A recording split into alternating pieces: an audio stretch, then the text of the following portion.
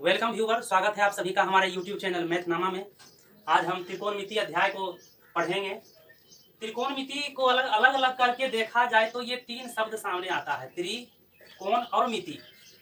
त्रि मीन्स तीन होता है, कोण मीन्स ये कोण जो कि होता है ये कोण, और मिति मीन्स माप, अर्थात तीन कोणों की माप। तो तीन कोण की माप हम त्रिभुज में पढ़ेंगे।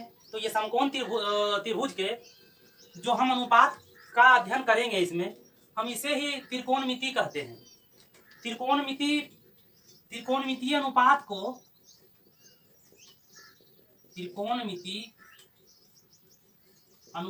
ही त्रिकोणमिति फलन कहते हैं। त्रिकोणमितीय फलन कहते हैं। अब त्रिकोणमितीय अनुपात क्या है? तो समकोण त्रिभुज में समकोण के साथ दो न्यून कोण का भी अध्ययन जिसमें हम करते हैं, उसे हम त्रिकोणमितीय अनुपात कहते हैं। तो त्रिकोणमितीय अनुपात 6 है। एक साइन, कॉस, टेन, कॉट, सेक और कोसेक, ये 6 त्रिकोणमितीय अनुपात है। इस त्रिभुज पे हम ये जो 6 अनुपात हैं या त्रिकोणमितीय फलन हैं, इस फलन के मान को दर्शाएंगे। ये त्रिकोणमितीय ये 6 अनुपात ये निम्नांकित है। जैसे साइन थीटा का मान होता है लंब बटा कर्ण। अब देखिए इसमें लंब क्या है, ये जो खड़ी रेखा है ये त्रिभुज में, ये हो गया इसका लंब। अगर कोण ए है तब ये थीटा ये है, तब ये लंब हुआ, और ये आधार, और दोनों को जोड़ने वाली जो रेखा है, तिरछी रेखा है, इसको हम कर्ण कहते हैं। ये कर्ण है, ये आधार है और ये लंब है।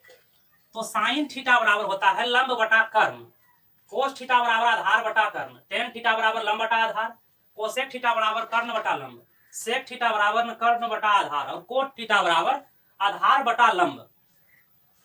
यहाँ थीटा है, एक आ रहा है थीटा। थीटा जो है इसका ये भाग यहाँ तक ही रहता है। और क्यू जब देखते हैं, क्यू और थीटा में हम अंतर यह पाते हैं कि क्यू की ये जो लाइन है ये बाहर तक आती है, लेकिन थीटा का ये यहाँ तक ही रहती है। पाइथो, अब मान लीजिए कि किसी में लंब और कर्ण, तीन चीज यहाँ देख रहे हैं हम कि ये लंब दिया हुआ है, आधार दिया हुआ है और कर्ण दिया हुआ है। अब किसी में जैसे इसमें दिया हुआ है लंब और कर्ण, और इसमें निकालना रहे आधार, कैसे निकालेंगे? साइन थीटा बराबर लंब बटा कर्ण है, और इसका आधार कैसे निकलेगा? आधार क्या होगा? और यही तीनों पे पूरा त्रिकोणमिति है, लंब, कर्ण और आधार पर। तो पाइथागोरस प्रमेय के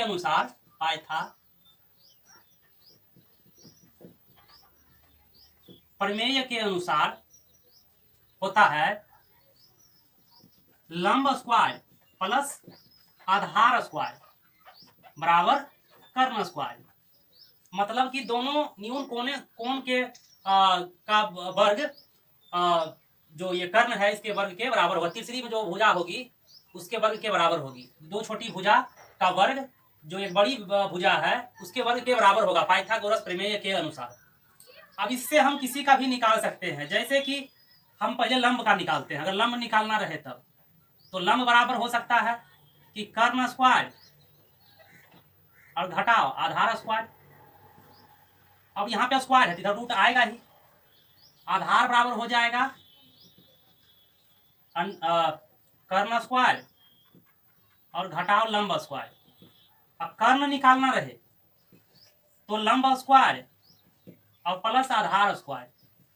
देखिए इसमें ध्यान देने वाली ये बात है कि हम लंब को निकालने में और आधार को निकालने में ये दोनों के बीच में कर्ण घटाव रहेगा, लेकिन जब कर्ण का मान हम निकालेंगे तो लंब और आधार के बीच में जोड़ की क्रिया होगी। यहाँ पे इसको हमको ध्यान में रखना है।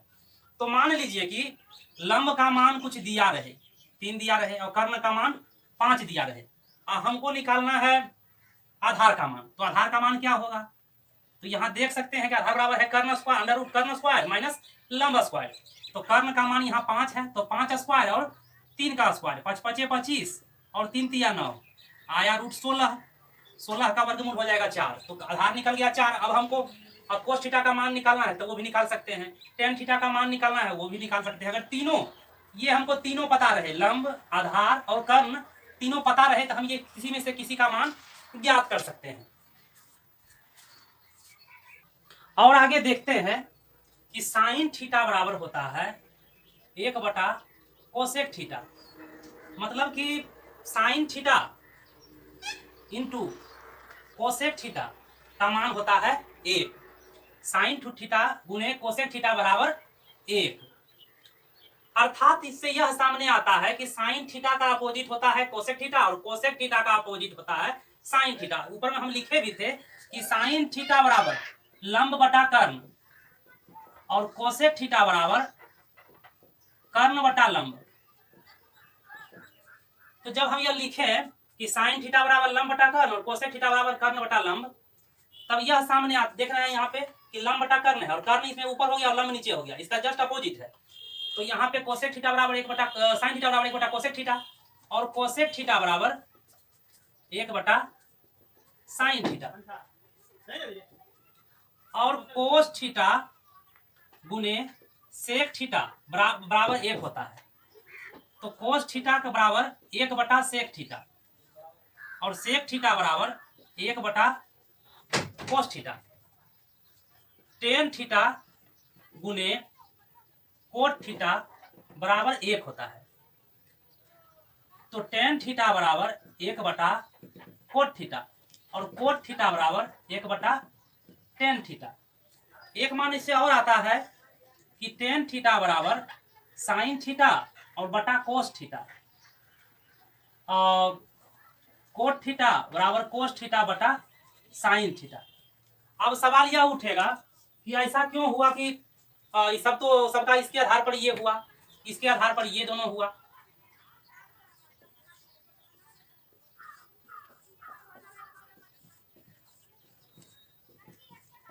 हाँ, तो इसके आधार पर ये दोनों हुआ, इसके आधार पर ये दोनों का मान निकला, इसके आधार पर ये दोनों हुआ। और तो लेकिन ये कैसे हुआ, इसको हम देख सकते हैं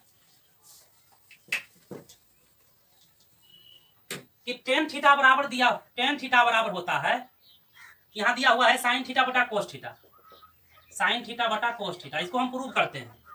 साइन थीटा का मान हम लिखे थे लंब बटा कर्ण और कोस थीटा का मान लिखे थे आधार बटा कर्ण।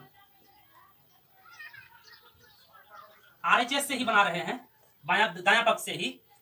तो जब ये लंब बटा कर्ण है, ये पलटा तो कर्ण ऊपर और आधार नीचे, ये कर्ण कर्ण कट गया तो लंब बटा आधार, लंब बटा आधार होता है मान टेन थीटा का। तो ये इसलिए ये मतलब कि साइन थीटा बटा कोस थीटा बराबर टेन थीटा होता है, इसीलिए उसी वो दोनों हुआ। प्रश्नों की ओर देखते हैं।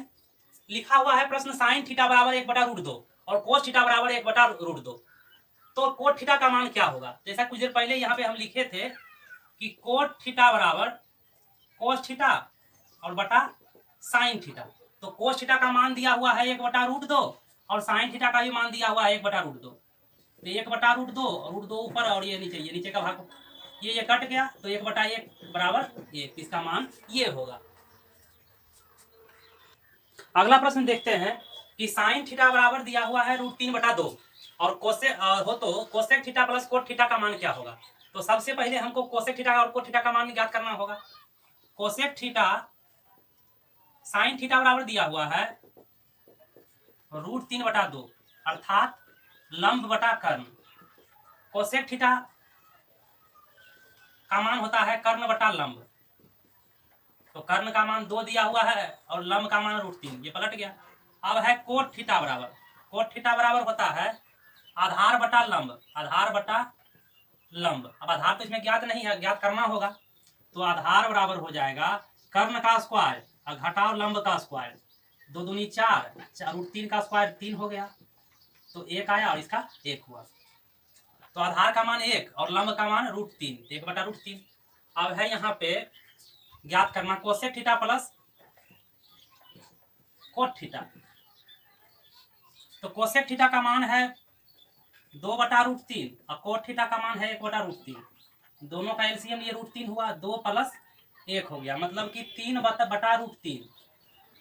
√3 का में जब इसको अलग करेंगे तो √3 गुने √3 बराबर √9 का वर्गमूल 3 यहाँ पे है, ये कटा √3 आया, अर्थात इसका उत्तर √3 होगा।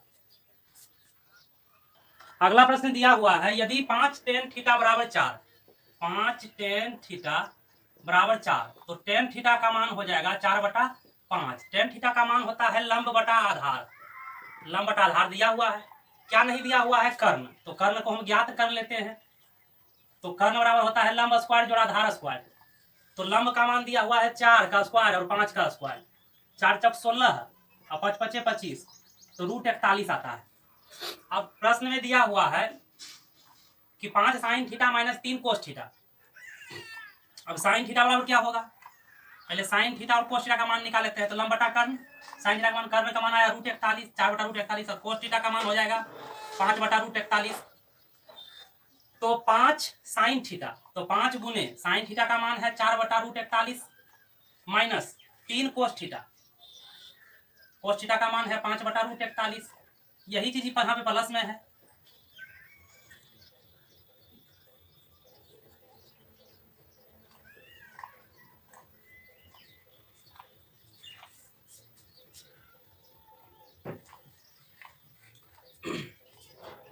आगे हल करते हैं। तो 5 चौके 20 बटा √41, 5 तिया 15 बटा √41, नीचे में वही चीज 5 20 बटा √41, यहाँ पे एक जगह प्लस है, नीचे में प्लस है और ऊपर में माइनस है। तब दोनों का जब लघुत्तम में लेंगे तो √41 हो जाएगा, 20 में से 15 घटेगा तो 5 आएगा, ये दोनों का भी एलसीएम करेंगे तो √41 और ये हो जाएगा 35। जब इसको हम पलटते हैं तो 5/√41, तो √41 ऊपर और 35 नीचे, ये कट गया, 5 इकाई 5, 5 सती 35, 1/7 आया, इसका उत्तर यह होगा।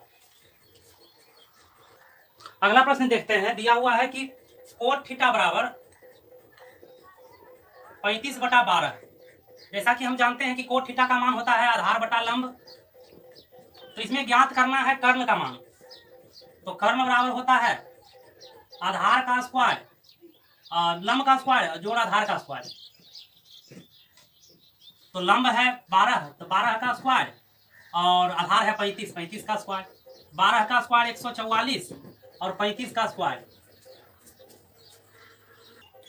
तो यहाँ पे 12 का स्क्वायर 144 और 35 का स्क्वायर 1225, दोनों को जोड़े तो 1369, इसका वर्गमूल निकला तो 37 है। तो कर्ण का मान तो निकल गया। अब दिया हुआ है कि sin थीटा का मान, sin थीटा का मान होता है लंब बटा कर्ण। तो लंब का मान यहाँ 12 दिया हुआ है और कर्ण निकला 37, तो 12/37 उत्तर यह होगा। यह चैप्टर कक्षा 10th में और अन्य 12th में 11th में, ये मतलब कि 10th के बाद सभी कक्षाओं में और कंपटीशन में वगैरह में आते रहता है यह अध्याय, इसलिए बहुत महत्वपूर्ण अध्याय है। और इसका पहला भाग आज हम बताए हैं, इसका और अन्य भाग को दूसरे दिन देखेंगे।